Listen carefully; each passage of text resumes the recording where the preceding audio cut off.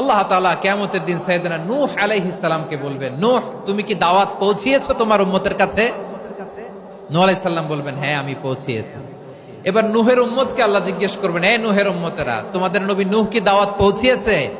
নূহের উম্মত বলবে, না আল্লাহ, আমাদের কাছে কোনো সতর্ককারী আসে নাই, কোনো নবী টবি আসে নাই, কোনো দাওয়াতও আমরা পাই নাই, আপনারাও চিনি নাই, জান্নাতও চিনি নাই, জাহান্নামও চিনি নাই।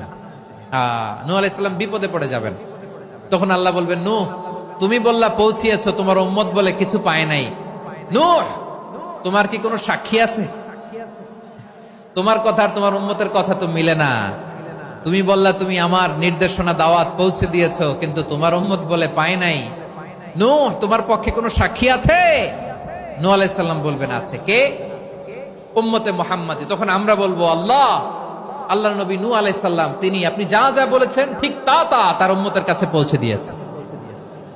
এবার নূহের উম্মতের সাথে আমাদের ঝগড়া লাগবে। তারা বলবে, তোমরা আসছো আমাদের হাজার হাজার বছর পরে, তোমরা কি করে জানলা? তোমাদের সাক্ষী ধর্তব্য হবে না? আমরা তখন বলবো, আমাদের কোরআনে তোমাদের নবীর নামে আল্লাহ তাআলা একটা সূরা নাজিল করেছেন, সূরাতে নূহ। আওয়াজ করে পড়েন আল্লাহু আকবার।